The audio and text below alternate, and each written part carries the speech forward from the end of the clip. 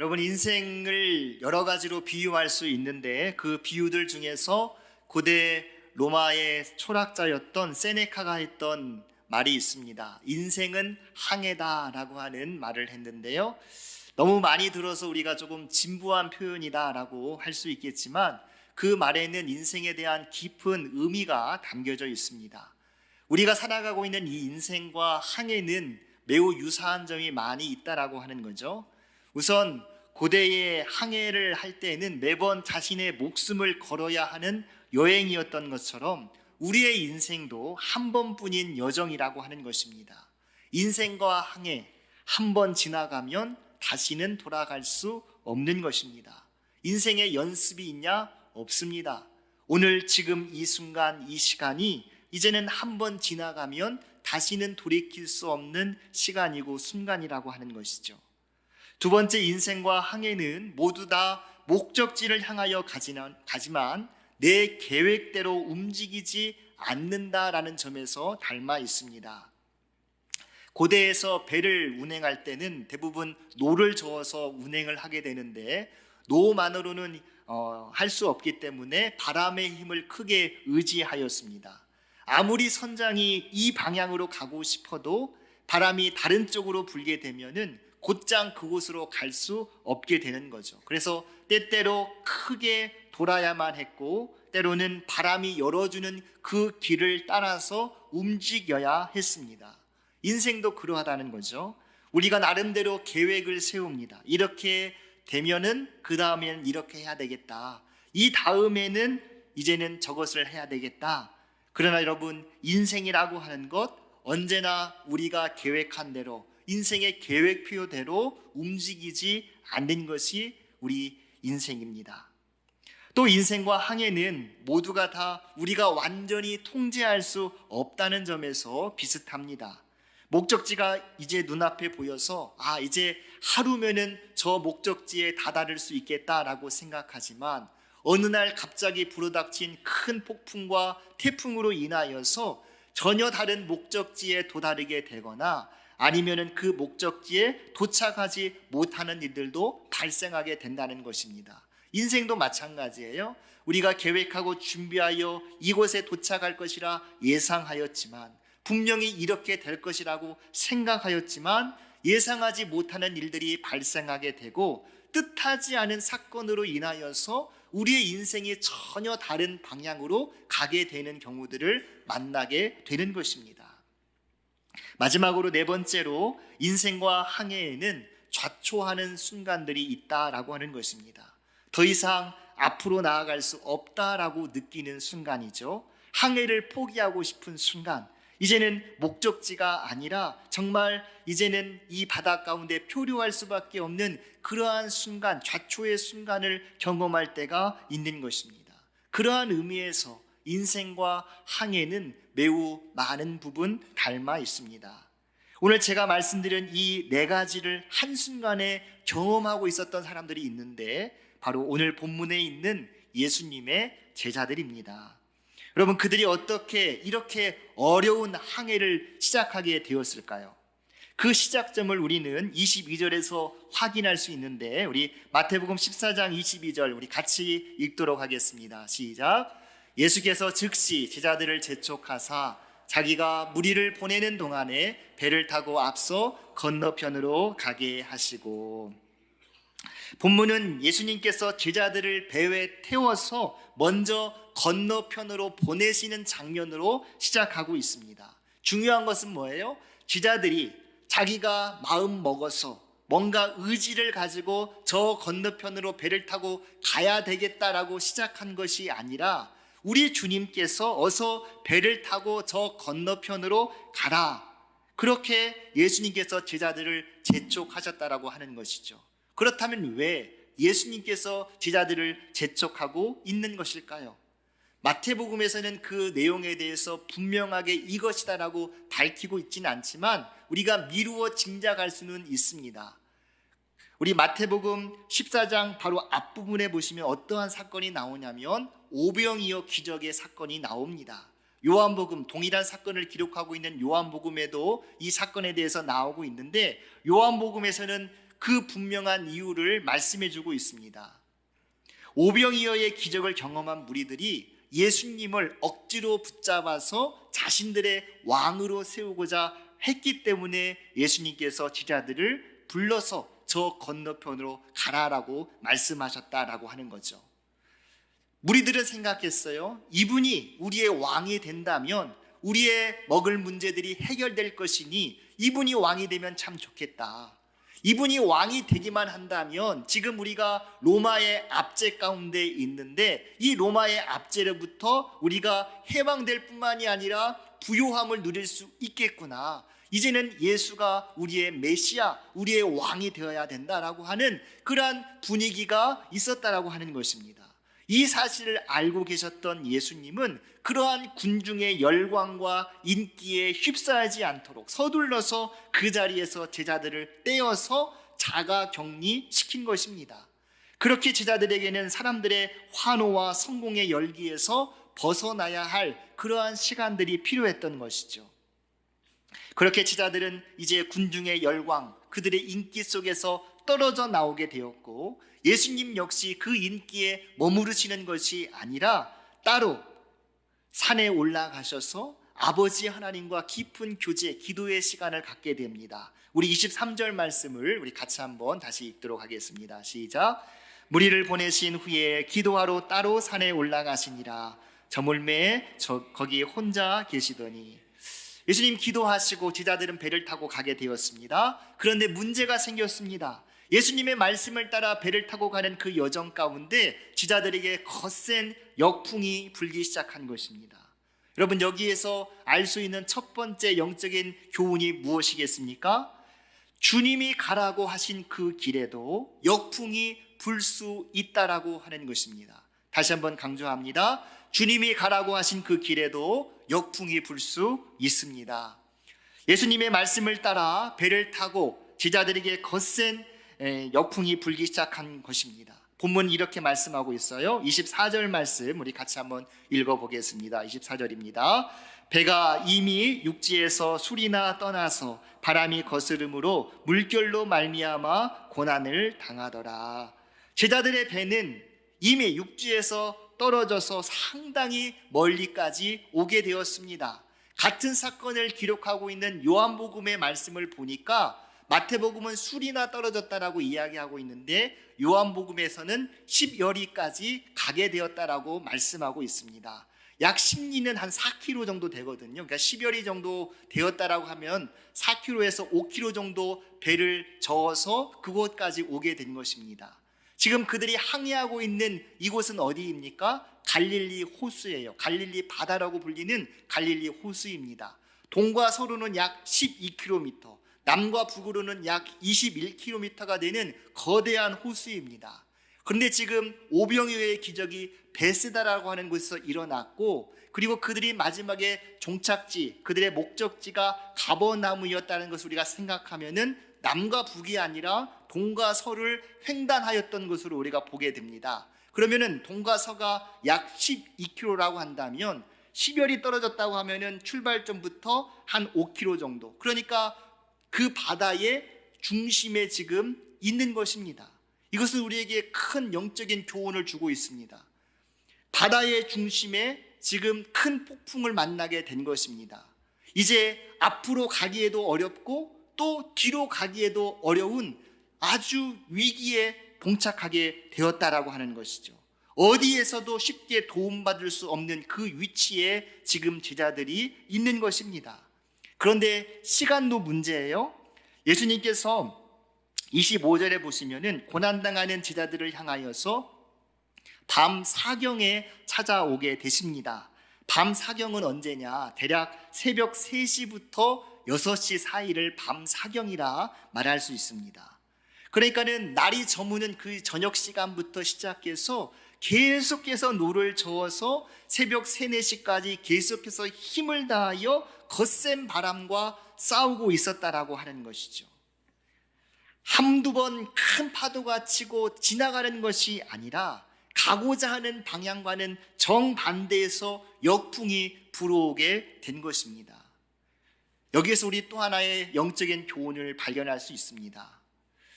우리는 사명의 길, 예수님 앞에서 그 순종의 길을 따라서 노를 저어 가게 됩니다. 그런데 역풍을 만나게 돼요. 그 역풍은 어디를 향하여 불어닥칩니까? 다시 원래의 자리, 벳세다를 향하여서 역풍이 부는 것입니다. 세상은 우리가 주님의 길을 걸어가고자 하는 우리를 향하여서 계속해서 역풍을 불어대는 것입니다. 그냥 그 자리에 머물러 있어. 그냥 세상의 가치에 그냥 있는 것이 너에게 나아. 계속해서 그러한 역풍이 불어온다라고 하는 것이죠. 그러나 우리는 결코 그곳에 머물러서는 안 되는 것입니다. 예수님께서 목적하시는 그 방향을 향해서 계속해서 힘껏 노져 가야 되는 것입니다. 그런데 여러분, 제자들이 왜 그 바다 한가운데 있었습니까? 예수님께서 가라고 하셨기 때문에 그 자리에 있는 것입니다. 제자들이 불순종해서가 아니에요. 뭔가 잘못된 일을 했기 때문에 바람 역풍을 만난 것이 아니라는 것입니다. 순종의 길에서 만난 고난인 것입니다. 이 사실은 우리에게 중요한 영적인 교훈을 가져다 줍니다. 하나님의 뜻 안에 있다고 해서 역풍이 없는 것은 아닙니다. 하나님의 뜻 안에 있어도 우리는 역풍을 만날 수 있습니다. 기도하고 선택한 그 직장에서 역풍을 만날 수 있는 거예요. 기도하고 시작한 그 사업, 이제는 잘 될 거라고 예상했지만 뭔가 역풍이 불어올 수 있는 것입니다. 기도하면서 하나님 앞에서 믿음으로 시작한 그 관계가 어떠한 역풍으로 인해서 그 관계가 끊어지거나 어그러질 수가 있는 것입니다. 하나님, 제가 정말 기도하고 결정했는데 왜 이러한 일들이 생기는 것입니까? 그렇게 묻고 싶은 순간들이 있는 것이죠. 그때 오늘 말씀은 분명하게 우리에게 가르쳐 줍니다. 주님께서 가라고 하시는 그 길에도, 순종의 그 길에도 분명히 역풍은 불 수 있다. 그러므로 우리가 역풍 자체만을 보시면서 내가 하나님의 뜻에서 벗어났나 보다 그렇게 쉽게 단정 짓지 마시고, 그 역풍이 잘못된 길의 증거가 아니라 오히려 주님을 더 깊이 만나게 하는 과정일 수 있음을 기억할 수 있기를 바랍니다. 제자들의 상황을 조금 더 생각해 보십시오. 제자들은 저녁부터 새벽까지 오랜 시간 동안 계속해서 바람과 싸웠습니다. 노를 저었어요. 계속해서 노를 저어갔습니다. 그런데 앞으로 나아가지 못했습니다. 여러분, 역풍이 불 때 중요한 것이 무엇일까요? 이제는 포기하고 그 노를 놓는 것일까요? 그렇지 않습니다. 요한복음의 말씀을 보면은 제자들이 끝까지 그 노를 저어갔다라고 말씀하고 있는 것입니다. 여러분, 은혜라는 것이 무엇일까요? 우리가 은혜 받은 자라고 말하는 것은 주님께서 허락하신 사명의 길, 그것이 분명 주님의 말씀이라고 한다면 그 역풍 속에서도 끝까지 사명의 노를 저어가는 것이 주님께 은혜 받은 자의 참된 모습인 줄 믿습니다. 주님 분명히 말씀하셨죠. 저 건너편으로 가라. 그렇게 말씀하셨기 때문에 우리는 역풍이 분다 할지라도 노를 저어가는 것입니다. 여러분, 신앙이라고 하는 것은 수동적인 체념이 아닙니다. 하나님 뭐 알아서 하시겠지 하면서 다 손 놓고 기다리는 것이 우리의 신앙의 좋은 모습이 아니라는 것입니다. 우리에게 주어진 사명의 길, 노를 저어야 하는 그 순간에는 기도의 노를 저으시고 말씀의 노를 저으시고 예배의 노를 저으셔야 되는 것입니다. 포기하시면 안 되는 것입니다. 끝까지 노저 나아갈 수 있는 저와 여러분이 될 수 있기를 소망합니다. 여러분, 중풍병자와 내 친구에 대한 이야기를 잘 아실 것입니다. 그 친구들이 중풍병자를 예수님께 데리러 왔을 때 수많은 사람들이 운집해 있어서 예수님 앞으로 데려갈 수가 없었어요. 그랬을 때 그 친구들이 오늘은 안 되겠네, 이제 포기하고 내일 다시 한번 와보자, 우리가 그때 좀 일찍 와서 예수님을 만나도록 하자, 만약에 그렇게 이해하고 돌이켰다고 한다면 그 놀라운 기적은 경험하지 못했을 것입니다. 그들이 어떻게 했습니까? 많은 사람들의 운집해 있는 그 역풍 가운데서 지붕 위로 올라가는 것입니다. 그리고 지붕을 뜯어내고 그 중풍병자 걸린 친구를 밑으로 내립니다. 예수님 앞으로 내렸을 때 그 친구들의 믿음을 보시고 예수님께서 그 중풍병을 고쳐주신 것입니다. 우리에게 주어져야 할, 우리가 가져야 할 믿음의 태도는 무엇이겠습니까? 역풍 가운데서 포기하는 것이 아니라 계속해서 노를 저어가는 것입니다. 지붕을 뜯는 것입니다. 예수님 앞에 나아가는 것입니다. 사랑하는 성도 여러분, 거목은 하루아침에 만들어지지 않습니다. 가지가 잘라지는 아픔도 있고 수많은 태풍도 만나게 됩니다. 나무 껍질이 갈라지고 상처가 나기도 합니다. 그러나 그 모든 비바람을 견뎌냈기 때문에 그 나무가 더 깊은 뿌리를 내리게 되고 그 나무는 드디어 거목이 되는 것입니다. 믿음도 마찬가지입니다. 우리의 믿음이 하루아침에 한 번의 기도로 되는 것이 아닙니다. 계속된 이러한 어려움 속에서 주님을 붙들고 주님께 나아갈 때 우리의 믿음의 뿌리가 더욱 견고해져서 우리 한 사람 한 사람이 믿음의 거목이 되는 것입니다. 우리가 노를 놓지 말고 끝까지 노져 나아갈 수 있는 주의 은혜가 있기를 소망합니다. 이제 다시 본문의 상황으로 가보겠습니다. 제자들은 바다 한가운데 있습니다. 날이 어두워졌습니다. 바람은 거셉니다. 파도는 계속해서 그 배를 때립니다. 노를 저어도 앞으로 나아가지 않습니다. 제자들의 체력이 이제 바닥이 났어요. 주변에는 도움을 요청할 사람이 아무도 없습니다. 그런데 바로 그때 놀라운 일이 일어납니다. 우리 25절 말씀을 우리 같이 한번 읽어보겠습니다. 25절 시작. 밤 사경에 예수께서 바다 위로 걸어서 제자들에게 오시니, 예수님께서 오셨다는 것입니다. 그런데 어떻게 오셨어요? 바다 위를 걸어서 오셨습니다. 여러분, 제자들이 있는 곳, 누구도 근접할 수 없는 어려운 자리였습니다. 누구에게도 도움 요청할 수 없는 그 자리, 우리 주님께서 찾아오신 것입니다. 그런데 어떻게 찾아왔느냐? 바다 위를 걸어서 오신 것입니다. 가장 빠른 방법으로 우리 주님께서 찾아오신 것이죠. 여러분, 보통 사람들은 어떤 줄 아세요? 누군가 인생의 큰 역풍을 만나게 되었을 때 많은 사람들이 그 역풍에 휩싸이지 않기 위해서 그냥 모른 채 하고 지나갑니다. 괜히 갔다가 나까지 힘들어질까 봐 그냥 지나치는 것이죠.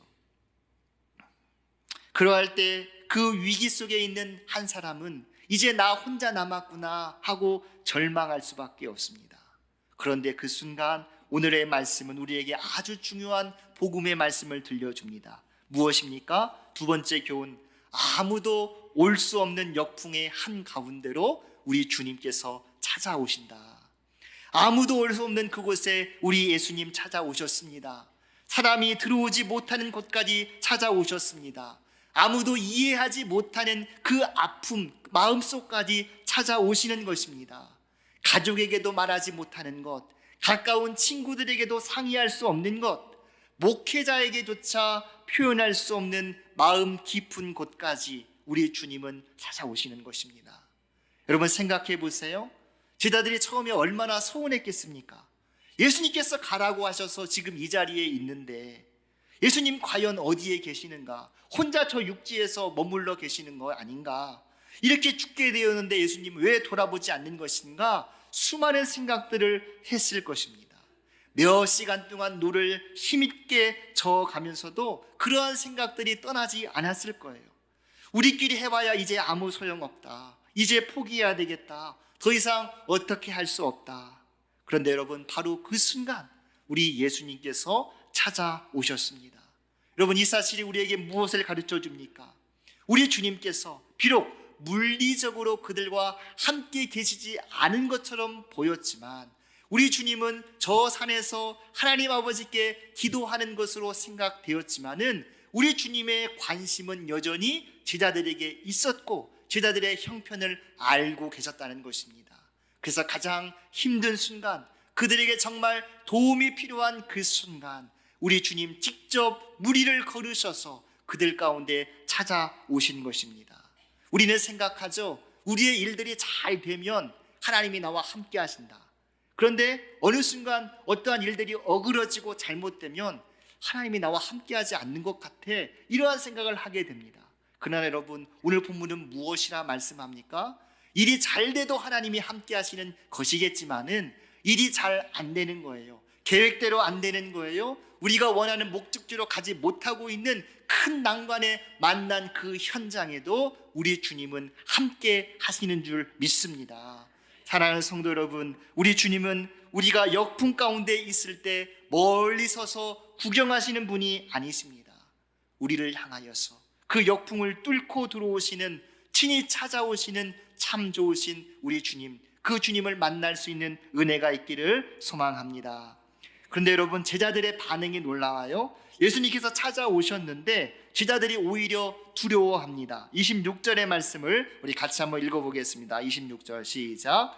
제자들이 그가 바다 위로 걸어오심을 보고 놀라 유령이라 하며 무서워하여 소리 지르거늘, 구원하러 오시는 그 예수님을 향하여서 아, 예수님이다 이렇게 열광하는 것이 아니라, 이제 살았구나 라고 안도의 한숨을 내쉬는 것이 아니라, 저기 멀리서 물 위를 걸어오시는 예수님을 바라보면서 우와, 유령이다 라고 하면서 지금 놀라고 있는 것입니다. 왜 그럴까요? 지금 너무 어두웠습니다. 바람과 파도와 지금껏 힘써 싸웠습니다. 오랜 시간 싸워 지쳐있는 상황입니다. 그리고 무엇보다도 제자들의 생각 속에는 예수님께서 이러한 방법으로, 무리를 걷는 방법으로 자신들에게 찾아올 것이라고 하는 그러한 기대를 할 수 없는 상황이었습니다. 우리도 그렇죠. 예수님께서 우리를 도우러 오셨는데 우리가 예수님의 그 도움을 알아보지 못할 때가 있습니다. 왜 그렇습니까? 내가 생각했던 타이밍, 내가 생각했던 방법, 그것과 전혀 다른 방법으로 주님이 찾아오시고 역사하시면 그것이 주님인지 모르고 그냥 놀라는 거예요. 두려워하는 거예요.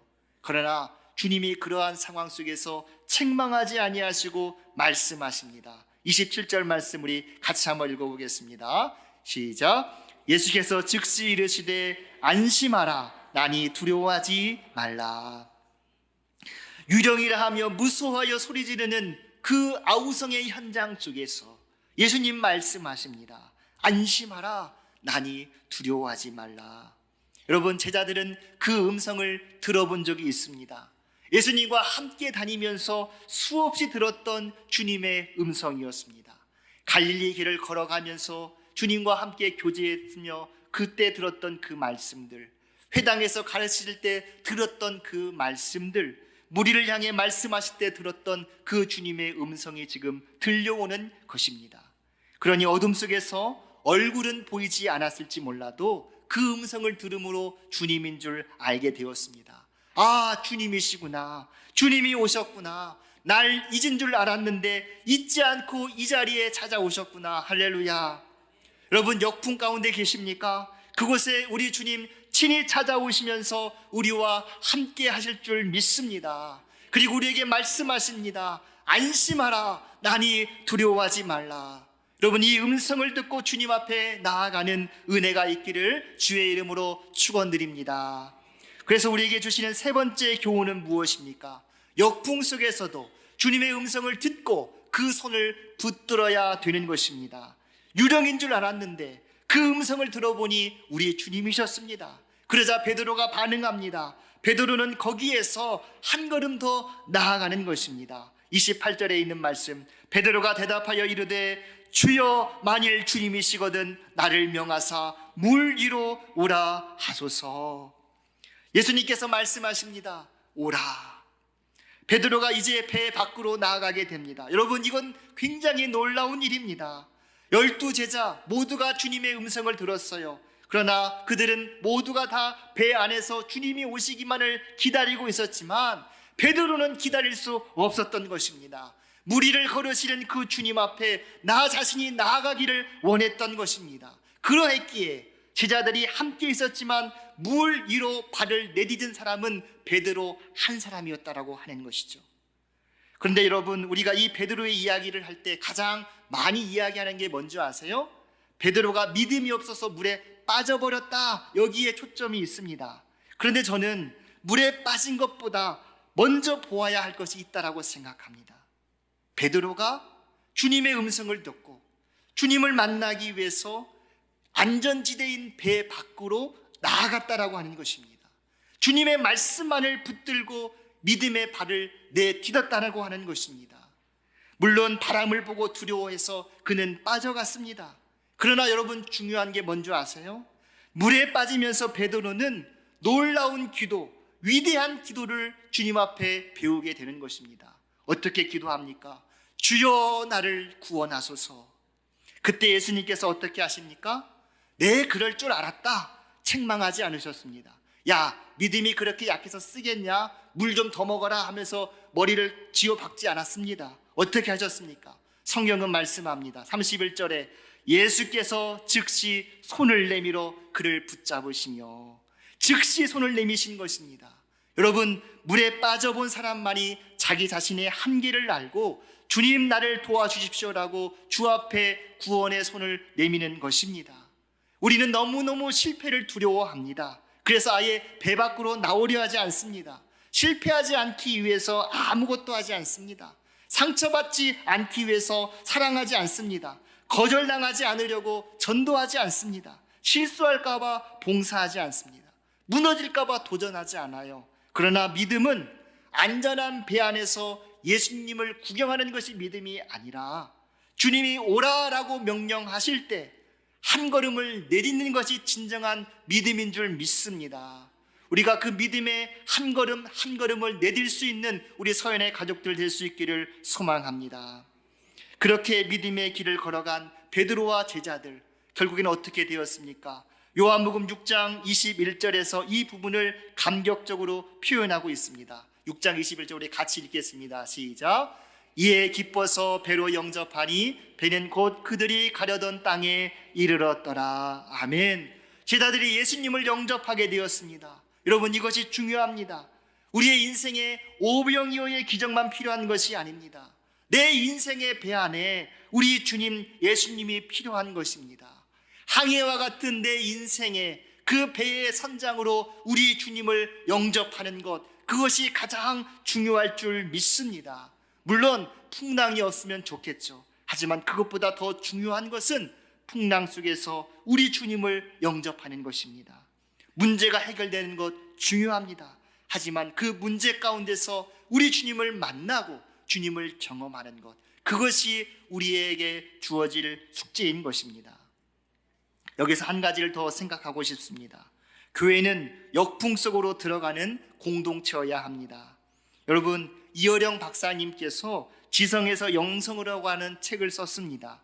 이 책에 이러한 부분이 있는데, 교수님이 회심한 이후에 지인들에게 질문을 받습니다. 왜 교회에 가는가? 당신은 지성인인데 집에서 찬송 부르고 성경 읽고 기도하면 되지 왜 굳이 예수 믿는 티를 내는가? 그럴 때 이어령 교수가 이렇게 이야기합니다.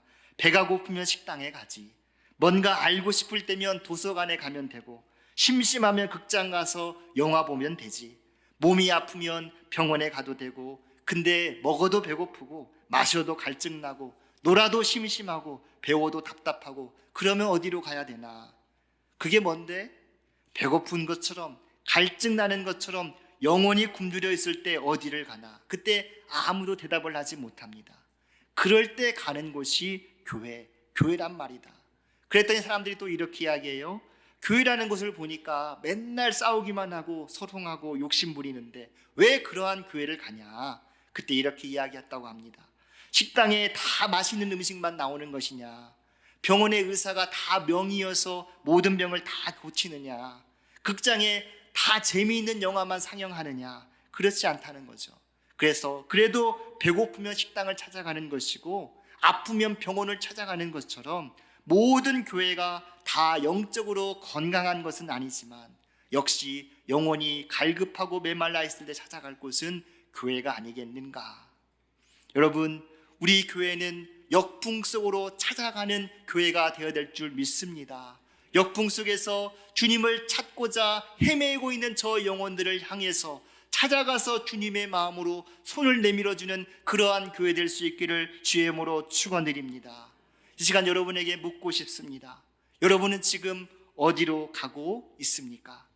예수님을 왕으로 삼으려는 사람들의 박수가 들리는 저 벳세다를 향하고 있습니까?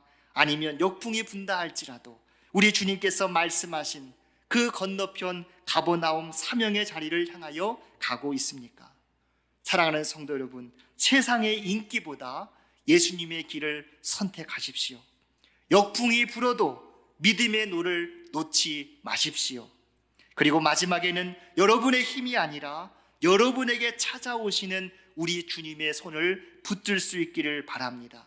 그리하여 우리 모두가 인생의 역풍 속에서 안심하라, 나니 두려워하지 말라 말씀하시는 우리 주님의 음성을 듣고 그 주님을 우리 인생의 배에 기쁨으로 영접함으로 마침내 우리 주님께서 예비하신 저 믿음의 목적지를 향하여 나아가는 주의 백성들 되시기를 주의 이름으로 축원드립니다.